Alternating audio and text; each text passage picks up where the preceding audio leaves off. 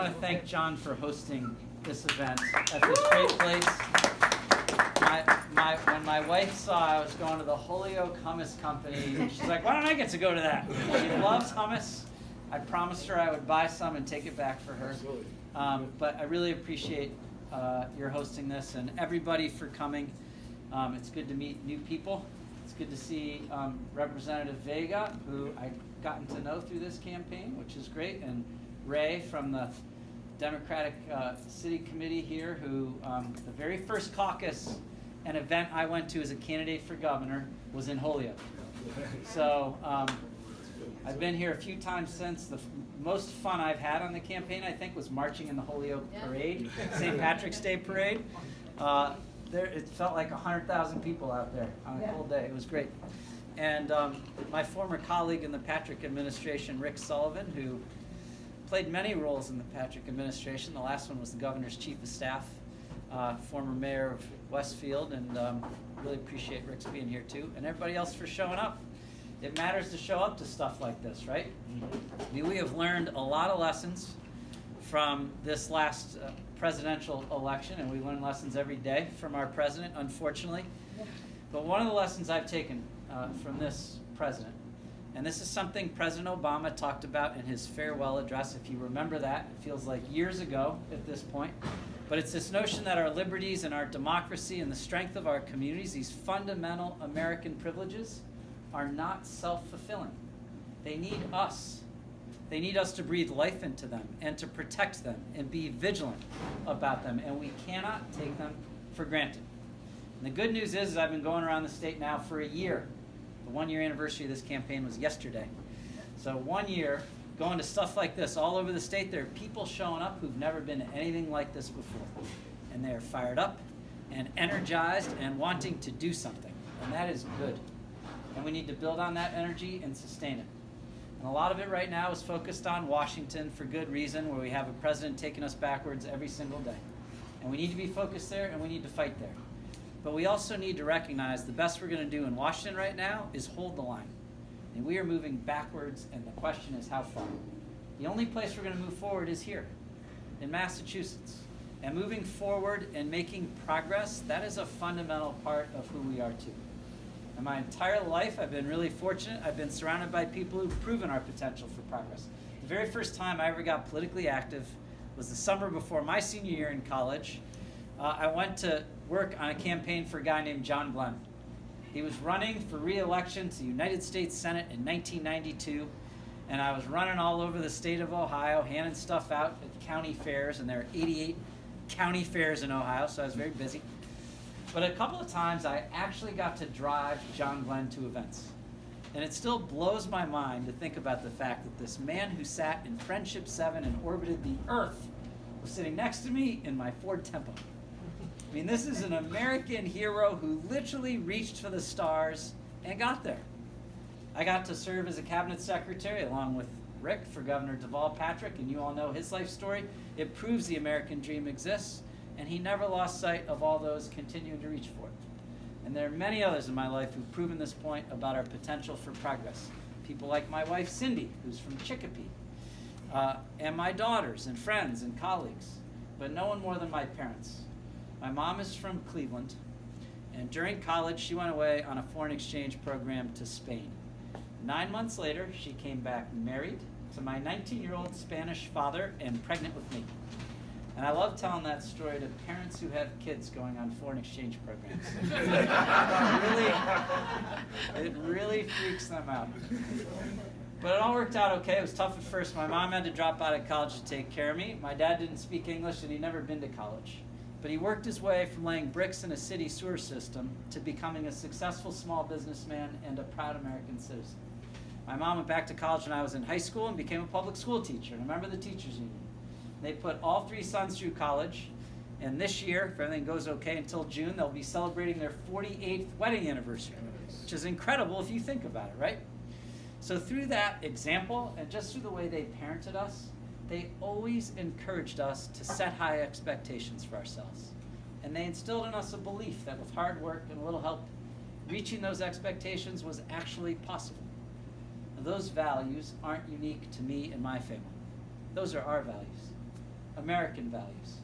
And no one has reached higher, worked harder, and accomplished more together than the incredible people of Massachusetts. Think about it. We started the Revolutionary War. We were the first to establish a public school and a public park. The first to recognize one's right to marry whoever you love. The first to make universal health insurance coverage a reality. And the list goes on and on and on. This is who we are. We have always been a leader in this state.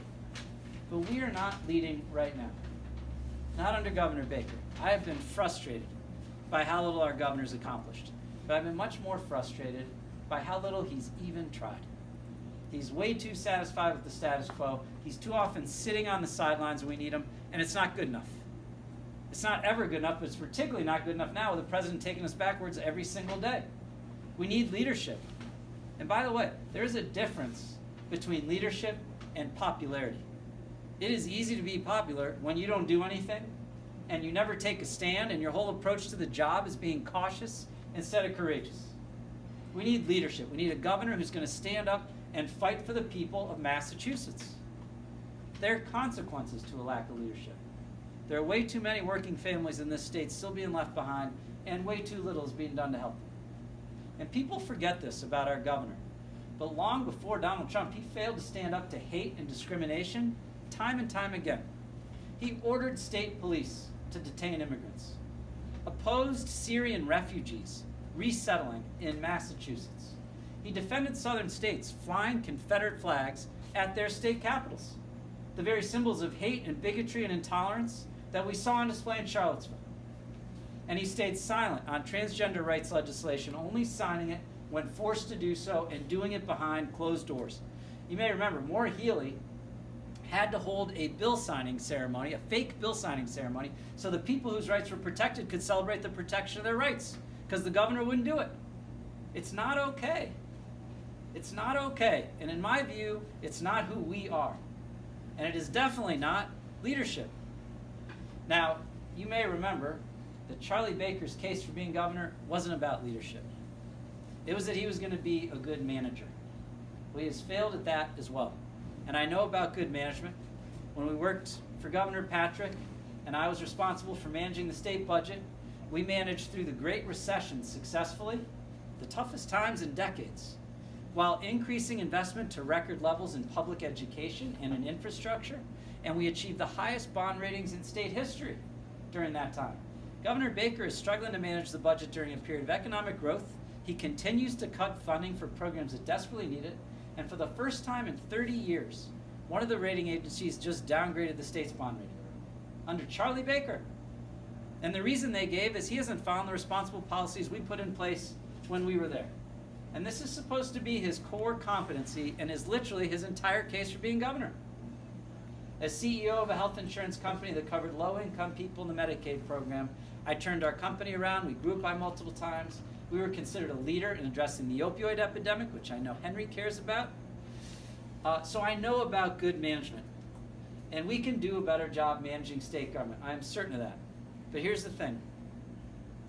Unlike our governor, I believe managing government well is necessary, but not sufficient. Government is our instrument, not our enemy. It's the vehicle through which we empower each other and support each other and protect each other. And it is not good enough to simply accept the world the way it exists and try to manage it better. We need a governor who's going to see the way the world should be and take us to that place. Let's aim high. Let's aim high. Let's be us. Let's give working families across the state a better deal, an economy that works for everyone, not just those at the top. How about a living wage, paid family leave, affordable housing, and higher education, and childcare, an issue I feel passionately about? How about this crazy idea? I'm going to try this out on you and see what you think. A transportation system across this entire state that people can actually depend on to get to work on time. Right? Crazy. Let's aim high when it comes to our dysfunctional healthcare system and implement a single-payer system that's simpler, cheaper, and does a better job keeping people healthy. This is a former health insurance CEO telling you we need to get rid of health insurance companies. And I'm the only candidate in this race with experience in the healthcare industry, and if I'm elected governor, I will get this done. Let's aim high when it comes to the opioid epidemic, which is ruining people's lives and tearing families and communities apart across this entire state. Let's start providing people who are addicted with the treatment they need instead of treating them like criminals. Let's aim high when it comes to other big challenges we face, like climate change, the biggest threat to our planet, and our broken criminal justice system, which is jailing way too many for way too long at too high a cost. And more important than any of that, let's aim high when it comes to how we treat people. We need a governor who sees the value and potential of every single person, who respects everyone, who doesn't need coaching and pressure and second chances to get it right. And I want you to know, if I'm your governor, it won't matter what color you are, what your sexual orientation is, what you believe, whether you are from Holyoke or from Boston, or whether you just came to this country, whether you have a disability, whether you're a Syrian refugee, whether you're transgender. I see you, I believe in you, and as your governor, I will work for you. We have always done better when we see our differences as strengths, and when we recognize that beneath those differences are many more similarities. When we treat each other with respect and dignity and love. So let's do it. Let's aim high. If we do, I know we can build a better future for everyone. It's the lesson my parents taught me. It's the American story. It's what the people of Massachusetts have proven over and over again. And it's what we should expect from our government and from ourselves. And that's why I'm running for governor. I'm not a career politician, just trying to get to my next elected office. I'm not going to make whatever political calculation I need to make just to win at whatever cost. That's not why I'm in this. I'm in this because I care about people, and I want to make a difference in people's lives.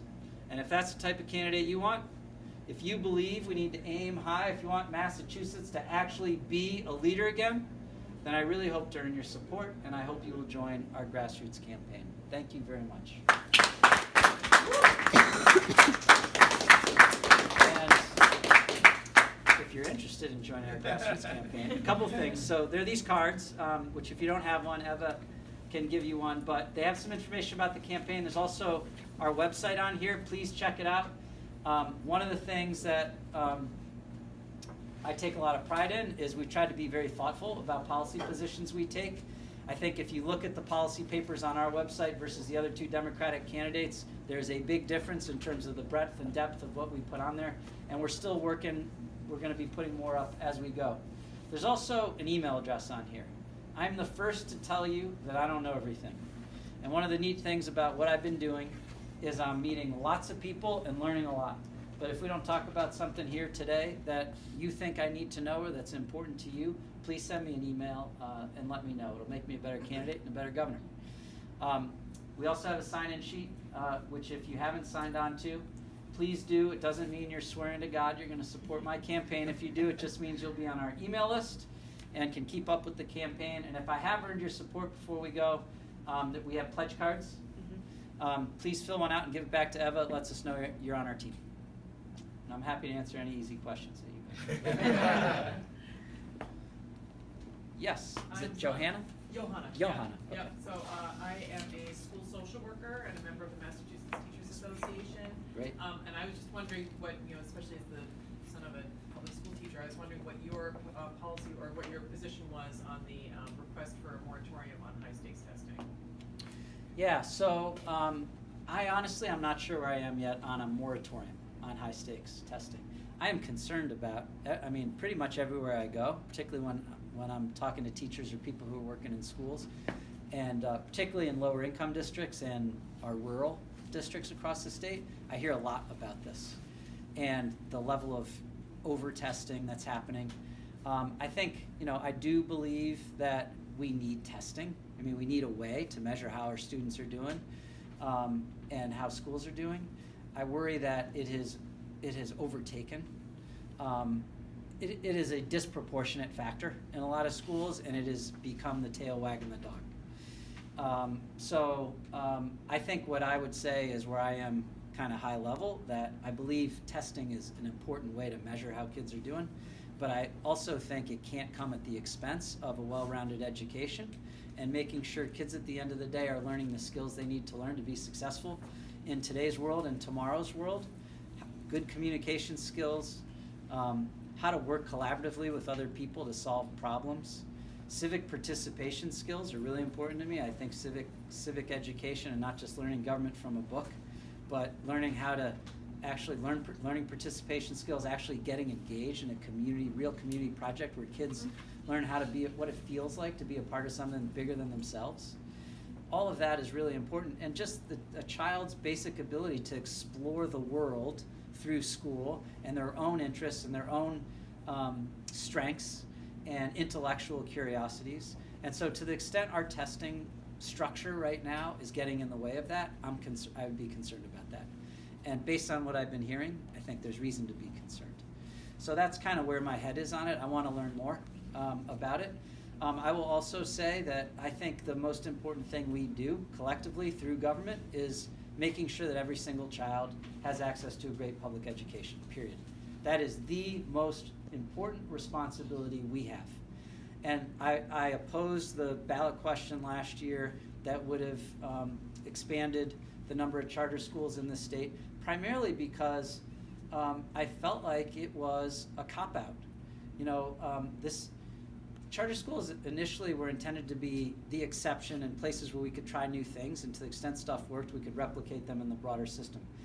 For Governor Baker and his supporters, it's like they're trying to create a separate school system. And public education can't be a competitive market. I am not a choice guy when it comes to public education. We have a responsibility to make sure every single public school in this state is great. And we are not close to that right now. As you know, there's a huge achievement gap, and there's a big correlation between how school districts do on MCAS scores and what the income level of the school district is. And we are not doing enough to take into account all those factors outside of the walls of the school, which you probably are being asked to deal with on a day-to-day basis, that affect a child's ability to learn and be successful in school. And we've got to do a better job of not only recognizing that and how we hold schools and kids accountable for their performance in schools, but also for actually addressing those underlying factors that create more challenges for kids in districts like Holyoke. I think we need more of you in schools, social workers in schools who are getting to know kids and their families from the very beginning and engaging with them and understanding what their life challenges are and helping to connect them with the resources that exist to help stabilize their lives and help the child be successful in school.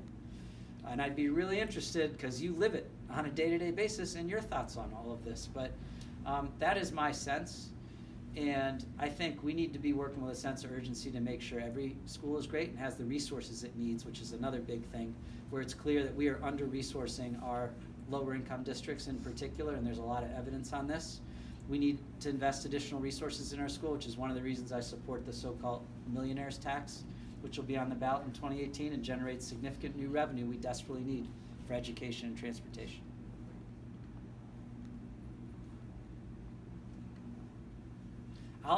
I'm really good at answering questions I ask myself, so let me ask myself a question that I'm guessing is on some of your minds. How are you going to beat Charlie Baker? He's so popular. He's really tall. So here's the thing, and I'm sure you've all experienced this, but I'm going to ask a favor of you. Next time someone says to you, particularly a Democrat, you know what, I'm fine with Charlie Baker, I want you to ask them why. Ask them why. And I will bet $1 that the answer you get is just like the answer I get every time I ask someone this. It won't be, he's really doing a great job fixing our education system or fixing our transportation system or addressing some other issue that really affects people's lives on a day-to-day basis. It's usually something like, he seems nice, and I'm really glad he isn't a crazy extremist Republican like exists in other parts of the country.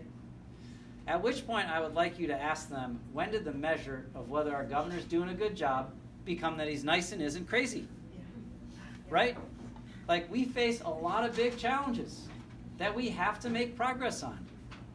And it is one thing to be asked, how do you feel about Charlie Baker? And a bunch of people say, he's fine, which is what they say. The polling shows nobody is passionate about Charlie Baker. It's another thing to be asked, who are you going to vote for? Elections are about choices. And in this case, this is going to be a choice between a governor who has no record of making any meaningful difference on any issue that affects people's lives on a day-to-day basis, and literally has no agenda to do so, and has been terrible about standing up for people, versus someone who desperately wants to do so and has the leadership experience to deliver on it. And at the end of the day, I think people are going to choose that, as long as they understand the choice. And that's where all of you come in. Because there's going to be a huge Democratic turnout in the election this year. Huge. There's all this energy in the Democratic Party I talked about in the beginning of my remarks. We saw it manifested in the recent municipal elections and in elections in other parts of the country. Elizabeth Warren's going to be on the ballot driving Democrats out to vote. This millionaire's tax, minimum wage increase, there are going to be lots of Democrats going out to vote. As long as they're informed about the choice, I'm 100% confident we will win this election. But we need to have a strong enough campaign to make sure people are informed about the choice. We don't need to raise $30 million of dark money like Charlie Baker, but we need to raise enough, and we need to have enough people telling their friends about our campaign and why it's important, knocking on doors, putting bumper stickers on their cars. And I'm really hoping to earn your support and help us have that strong campaign we need to make sure people at the end of the day are informed about the choice. Because with your help, I'm convinced we will win. And we have a very good, strong start. Our campaign has a solid foundation. I started a year ago, as I mentioned. We've raised more money than the other two Democratic candidates. We've got a lot of support from key activists all over the state. We've got way more legislative endorsements than either of the other two candidates. And I'm hoping to twist this guy's arm at some point and put him on the spot. But we have a lot of momentum. And we need to build on it and get to the point where we are strong enough to win this election. And I am convinced we can with your help. Myrna, did you have a question? Yeah, I was just, like I was saying before, I in Northampton, I get asked occasionally, sort of, well, who of these three Democratic candidates are more likely to be able to make inroads with Baker supporters and so forth. And so I just wondered, you said a little bit just now about how you're moving in that direction. But are there particular policies that you vary on that feel strongly about, that you feel perhaps the other candidates don't? Relative to the other two Democratic candidates? Yeah, just the other two. So, yeah. It's hard to know at this point where there's a lot of variation. There are definitely more similarities than differences in terms of what we want to do, and I'm sure some of those differences will become clearer over the course of the campaign. I guess three things I would ask you to consider about why me versus the other two Democratic candidates. One, I'm the only candidate in the race that has leadership experience in state government getting big things done. It's not going to matter what we all want to do unless we actually do it. And I think Rick would vouch for the fact that I was often one of Governor Patrick's point people for negotiating a lot of the big things we got through the legislature when we were there. Things like the transportation reform law in 2009 that got rid of the Turnpike Authority and more money for transportation, the healthcare cost containment law in 2012, all the stuff that actually fell under my bailiwick, budgets and bond. I've been there. I've worked successfully with the legislature and other key stakeholders to get big things done. And I think that should matter. So one, I think I'm best positioned to deliver on the type of ambitious agenda we all want. Two, I think I'm best positioned to take Baker on and be viable in the general election. His whole case for being governor is he's a great manager, and he's failed at it. Every single thing he said he was going to fix is worse.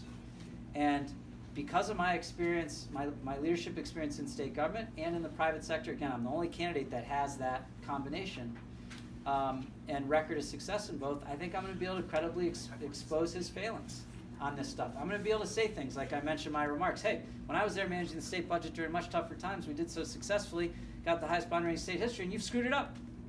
The other guys aren't going to be able to go after him that same way on those issues.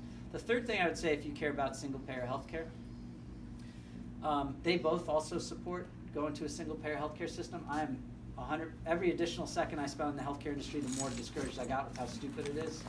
And there's so much waste and inefficiency we can cut out and make the system much simpler.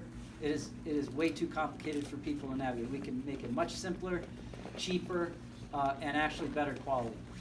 I am, I think, best positioned to provide the leadership we need to actually get it done based on my experience in the healthcare industry. I also was chair of the board of the Health Connector for 3.5 years when I was in government, when we successfully implemented Massachusetts health reform in Massachusetts. So I know the healthcare industry, I know the people in the healthcare industry. I actually believe if any place can do it for a lot of different reasons, it's Massachusetts. But we need the right leadership, and I think I'm best positioned relative to the other guys to actually get it done. Yes. I know the state of California, because it's controlled by Democrats, has done a lot of things on their own. Things Yeah. like climate change, sanctuary state. Do you envision Massachusetts sort of going on its own as well? I know we're a smaller state, and maybe not have those same type of resources, but is that sort of the vision that you would have? Yes. That's why I'm running for governor. Yeah, I mean that is my biggest gripe with our governor. Is his whole approach to the job is this mentality of where are we, what do we have, and what's the best we can do, as opposed to where do we need to be and how do we get there. And California is the latter. They have leadership. They're actually taking on these big challenges like climate change and standing up for people. The very first piece of legislation I supported as a candidate for governor was the Safe Communities Act, which would say across this entire state, state and local law enforcement resources should be focused on enforcing state and local laws and not doing the work of federal immigration officials, which is not their job. California is going down that in lots of different ways. They are outperforming us, outleading us. Where Massachusetts, that is who we've always been. And to me, it isn't good enough to just accept the status quo and try to manage it better. We can't afford that, in my view, particularly with the federal government taking us backwards. Now more than ever, this is the only place we're going to move forward. And there's so many areas where we desperately need to. So for example, on climate change, I mean, Yeah. what type of thing could the state do? Yeah, so this is one of the many examples of a place where you got to watch the difference between what Baker says and what he does. So he got a lot of credit when he said, I don't think Trump should be pulling out of the Paris Climate Accord agreement.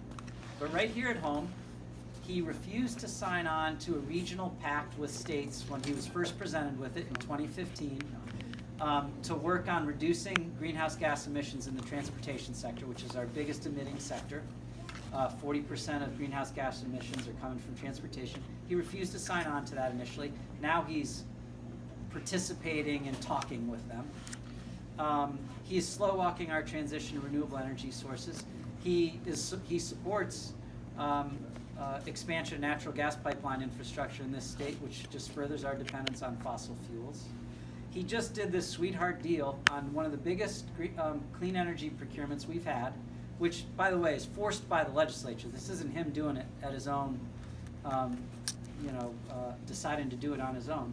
Just did this big procurement for new renewable energy for our state, and there were about 50 different bidders who would provide more clean energy through different mechanisms, and he gave the entire bid to Eversource, which he's done a lot of things to give Eversource a lot of sweetheart deals, which, by the way, has people who've donated tens of thousands of dollars to his campaign.